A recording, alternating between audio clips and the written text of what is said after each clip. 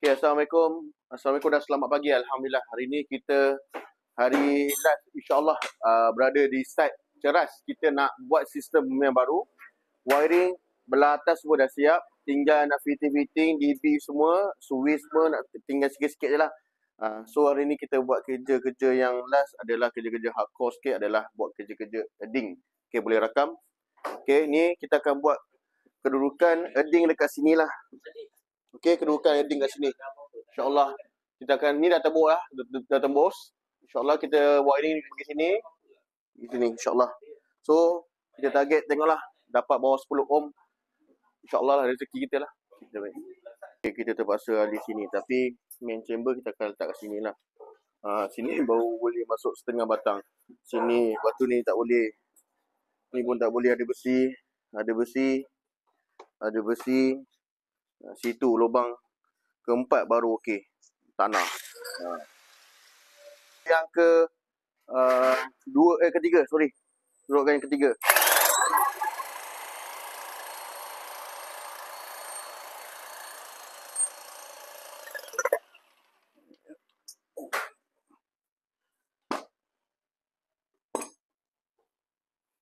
Okey, ni rod yang keempat Okey, kita start.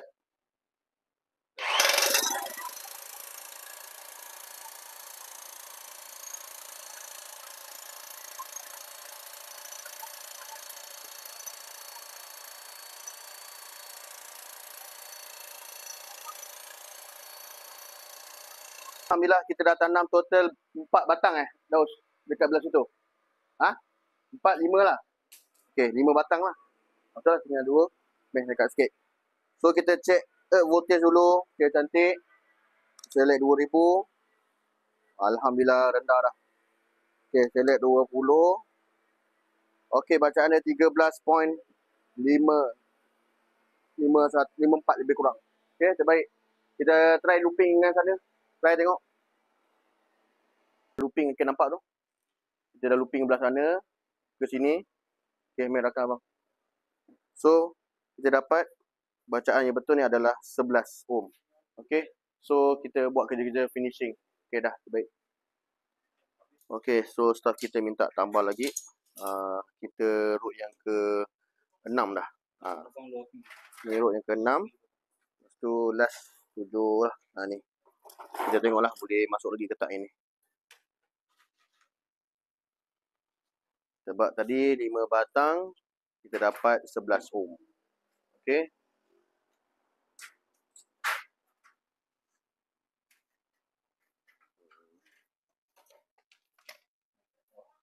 Jack.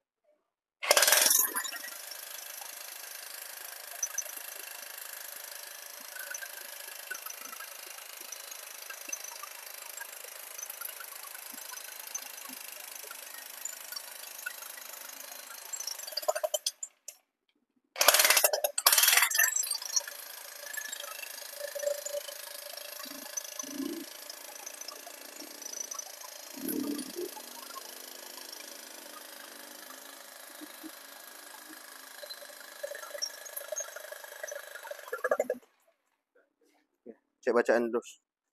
Okey, klip. Ni. Okey, rakam abang, yap.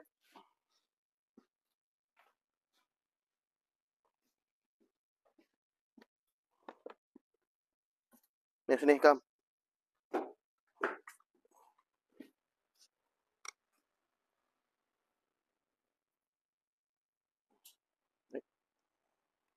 Ada yang tak pasang lagi